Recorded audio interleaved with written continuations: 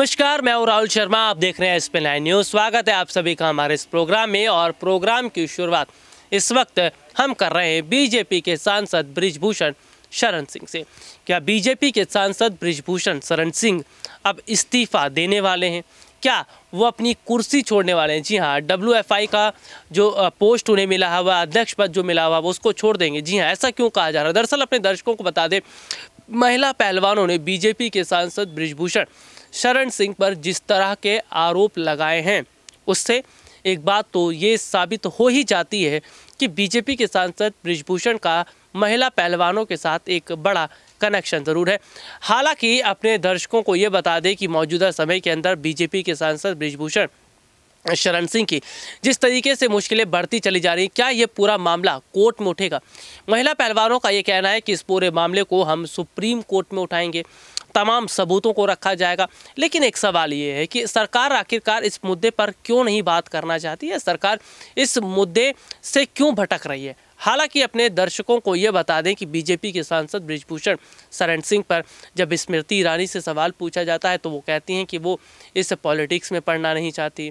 और इसके अलावा भाजपा के तमाम बड़े नेताओं का, मंत्रियों का ये कहना है कि वो बीजेपी के सांसद बृजभूषण शरण सिंह से जुड़ी बात, जो मुद्दे हैं, इस पर बात नहीं करना चाहते। तो क्या बीजेपी अपने सांसद का संरक्षण कर रही है? हालांकि अपने दर्शकों को ये बता दें कि जो मौजूदा समय के हालात हैं, जो मौजूदा समय की परिस्थिति है, वो ये जाहिर तौर पर बता रही है, वो ये साफ तौर पर बता रही है कि किस तरीके से एक बड़ा जो नुकसान है अब बीजेपी के सांसद बृजभूषण को हो रहा है। लेकिन सवाल उत्तर प्रदेश के मुख्यमंत्री योगी आदित्यनाथ पर भी।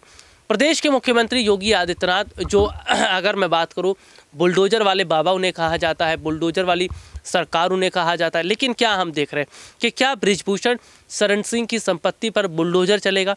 क्या बीजेपी के सांसद की संपत्ति को जब्त किया जाएगा, उन पर कार्रवाई होगी? हालांकि बीजेपी के सांसद बृजभूषण शरण सिंह जो ये कह रहे हैं कि वो कि महिला पहलवानों को लेकर उनके करीबी जो समर्थक हैं, उनके पार्टी के लोग हैं, वो कुछ ना कहें, कोई कमेंट ना करें, कोई पोस्ट ना करें, कोई लाइक ना करें, क्योंकि बीजेपी के सांसद बृजभूषण इस बात को समझ रहे हैं कि अगर महिला पहलवानों के खिलाफ बोला जाता है या महिला पहलवानों के खिलाफ अगर तमाम तथ्यों को रखा जाता है तो ये ठीक नहीं रहेगा।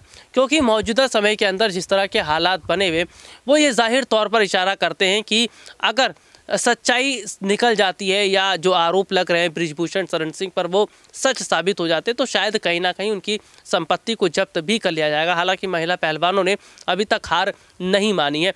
महिला पहलवानों का ये कहना है कि हम हार नहीं मानेंगे।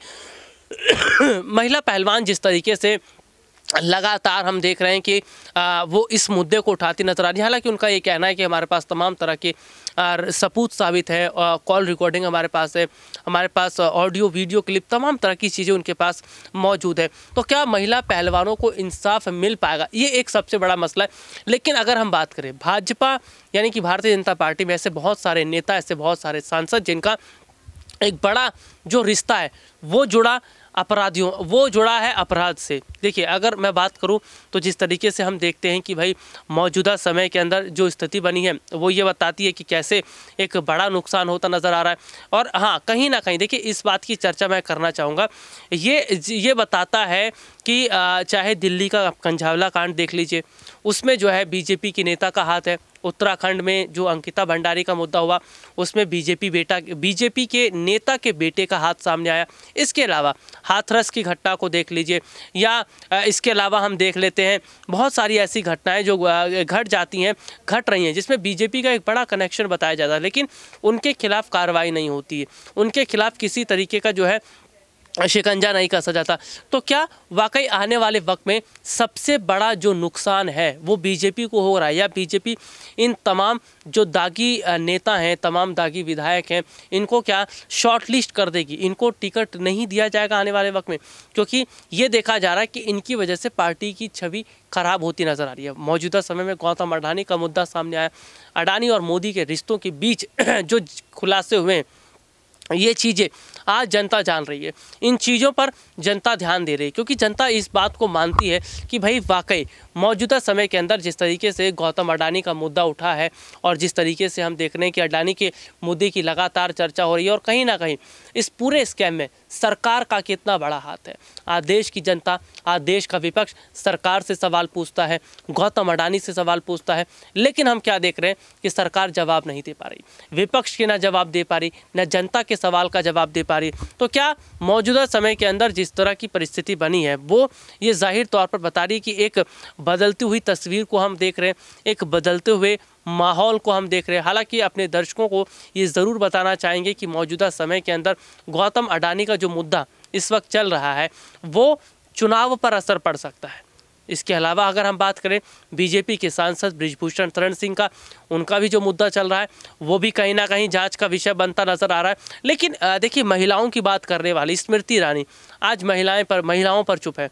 वित्त मंत्री निर्मला सीतारमण वो महिलाओं पर चुप है। तो महिलाओं पर चुप्पी साधना, महिलाओं पर चुप रहना, क्या ये नहीं बताता कि वाकई एक बड़ा फेरबदल होता नज़र आ रहा है, एक बदलती हुई तस्वीर को हम देख रहे हैं। क्योंकि जिस तरीके से माहौल इस वक्त बदला हुआ है, तस्वीर इस वक्त बदली है, ये चीज़ें बताती हैं कि सरकार चौतरफा तरीके से गिर गई है। चाहे बृजभूषण का मामला हो या गौतम अडानी का मामला हो, या हम देख रहे हैं कि मुद्दों पर सरकार का फोकस ना होना हो, तो और जनता इसलिए विपक्ष को पूरा फोकस कर रही है, जनता इसलिए विपक्षी पार्टियों पर पूरा ध्यान दे रही है। और जिस तरीके की तस्वीर इस वक्त है वो ये जाहिर तौर पर बता रही है कि क्या आने वाले वक्त में बृजभूषण शरण सिंह पर बड़ा शिकंजा कसा जाएगा, क्या कोर्ट में इन महिला पहलवानों को इंसाफ मिल पाएगा। क्योंकि इंसाफ की अगर बात हम कर रहे हैं, इनको सरकार से कोई उम्मीद नहीं है, वो सरकार से इंसाफ की गुहार लगा ही नहीं रही है। क्योंकि उनका ये कहना है कि सरकार जो है वो अपने सांसदों को, अपने विधायकों को, अपने नेताओं को बचाने का काम कर रही है, उनको संरक्षण देने का काम कर रही है। यानी कि मौजूदा समय के अंदर जिस तरीके से हम देख रहे हैं कि भाई हालात ये जाहिर तौर पर बताते हैं, ये साफ तौर पर बताते हैं कि कहीं ना कहीं बदलती हुई तस्वीर को जिस तरह से देखा जाए या बदलाव को जिस हिसाब से देखा जाए, ये बताता है कि शायद आने वाले वक्त में जो है बड़ा जो नुकसान है वो बीजेपी को होता नज़र आ रहा है। लेकिन लगातार जब सवाल महिला पहलवानों को लेकर होते हैं, लेकिन लगातार जब सवाल महिलाओं को लेकर होते हैं, तो ऐसे वक्त में बीजेपी का चुप रहना। प्रधानमंत्री नरेंद्र मोदी लाल किले से महिला सुरक्षा की बात करते हैं, बीजेपी का नारा है बेटी बचाओ बेटी पढ़ाओ, लेकिन क्या बीजेपी ने बेटी बचाओ बेटी पढ़ाओ का जो नारा दिया उस पर कभी अमल किया? क्या महिला सुरक्षा को लेकर अगर बात की जाती है तो क्या महिलाओं की सुरक्षा को लेकर काम किया? नहीं किया। देखिए, ये सरकार वो सरकार है जो केवल वोट बटोरने का काम करती है और आज के वक्त में जनता जानना चाहती है। आज के वक्त में जनता इस चीज़ को समझ रही है कि भाई मौजूदा वक्त के अंदर बीजेपी के सांसद बृजभूषण शरण सिंह जो है वो फंस चुके हैं और बीजेपी एक ऐसी पार्टी है जो केवल वोट की राजनीति करती है और कहीं ना कहीं वोटों की राजनीति में एक बड़ा नुकसान अब पार्टी को हो रहा है। आज के लिए इतना ही, आपसे फिर दोबारा मुलाकात होगी, तब तक के लिए इजाज़त दीजिए, नमस्कार।